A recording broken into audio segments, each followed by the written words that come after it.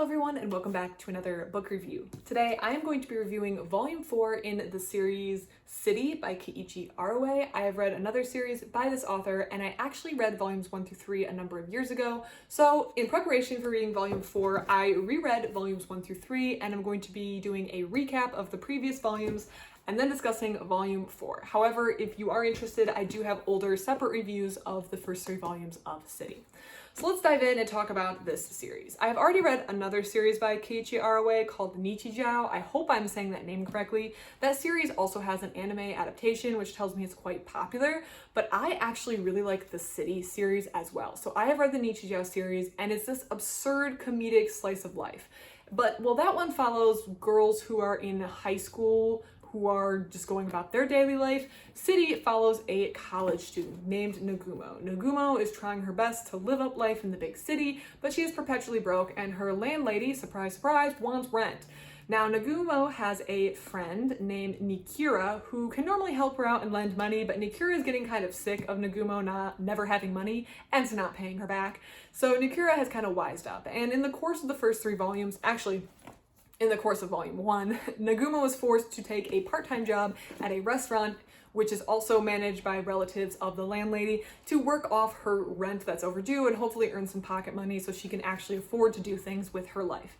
She is in college, but college doesn't seem to take up a lot of time or her attention, so she's able to engage in all sorts of adventures in the meanwhile. In the course of the first 3 volumes, we meet a lot of the residents of the city. We meet the people that Nagumo works for in the restaurant, including the restaurant owner's son, who is on a perpetually losing soccer team. We meet some other individuals like Waco, who is another woman who is in the city, who kind of has connections with Nichijou and Nagumo after some time. We also meet the landlady and her interactions with various individuals throughout the city. There's a police officer, and then there's a former police officer who has had to retire due to an injury. And it's an interwoven web of all the individuals and occupants of the city, some acquaintances of Nagumo, some friends, some total strangers, who are living their lives in this unnamed city and having their slice of life adventures and moments. It truly is slice of life in the real definition of the sense, where it's just everyday adventures. There does seem to be at times a touch of the extraordinary, magical, fantastical, but unlike Nichijou, if you've read that series, this focuses more on true practical things that could happen for the most part, such as a perpetually losing soccer team, or a restaurant owner who keeps having embarrassing conversations, or a new police officer trying his best to do his best. But there are moments that also feel unrealistic, but are just for the fun of the series. So by the time we've read volumes 1 through 3 and have arrived at volume 4, Nagumo is trying to track down a pendant that Nichijou has lost. And Nichijou has lost a pendant. It ran away on a cat. And it seems that something very embarrassing is inside the pendant. So Nagumo wants to go find the pendant. But instead, she has been lost while trying to find it and has wound up at the top of a tower in an estate. And this is one of those volumes that veer, at least in this aspect, towards more of the fantastical, unrealistic. And to get off or out of the tower, they have to advance through a number of floors that have different challenges. Unfortunately, everyone on all the floors is out with the flu, so they are able to advance quite easily. But that's not the only thing that's going down. While Nagumo and a group of people are trying to navigate this tower to get out of this estate and on with their lives, we are also seeing other cast members that we've met throughout the series. We see the editors and the staff members of this local magazine, which mostly seems to be an advertisement run and has things like horoscopes and a manga series within it that is just your usual kind of low-grade local magazine.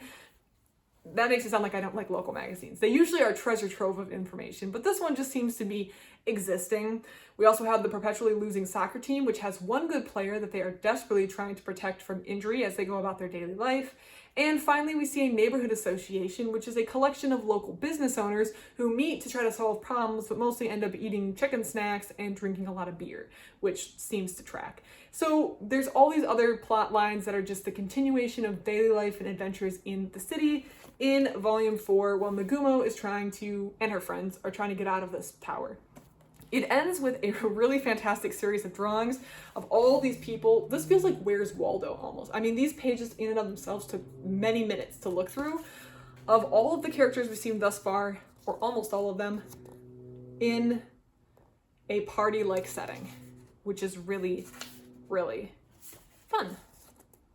So far, I have been loving this series. I really like the focus on older characters, on people who are adults, people who are living life in the city, and I like the variety of residents. The focus does seem to be a lot more plot-centered than in Nichijou. There is more of a forward plot. It's Nagumo and her life, but it's also all these other residents of the city, which just makes it so fascinating and interesting to read. I think the more of a plot, the lovable cast of characters, it's funny. It has a through line that keeps you focused throughout the whole thing. The situations are more plausible. Altogether, to me, makes it the stronger of the two series, although I'm not sure if everyone would agree. I really like City, though. I really like this series, and just like Nichijou, the covers of these are so fun and colorful. That was something I also liked with the Nichijou series, is the covers. They're just so fun and colorful, and I really like the author's art style and humor style. Now, I do know that humor is subjective. What I find funny, other people won't find funny. So I think that if you don't like the humor style, and it's possible that you won't, you may not like this series or the Nichijou series. I would say definitely if you don't like this humor style, the Nichijou probably isn't for you. But I think that if you like the humor style, this will be an interesting series for you. And if you like Nichijou, I'd recommend giving City a try and seeing if you like this series as well, particularly if you maybe didn't like the lack of plot that was always occurring in Nichijou. Well, I found that just entertaining, lovable, fun to read. I do like the focus level that's in City as well, and I think it provides a little bit more of an easier reading experience when you're sitting down and reading multiple volumes at once. If you've read City, have any thoughts or comments, please leave it in the comment section down below. I would love to receive it. Otherwise, thank you so much for watching, and I hope you have a great rest of your day.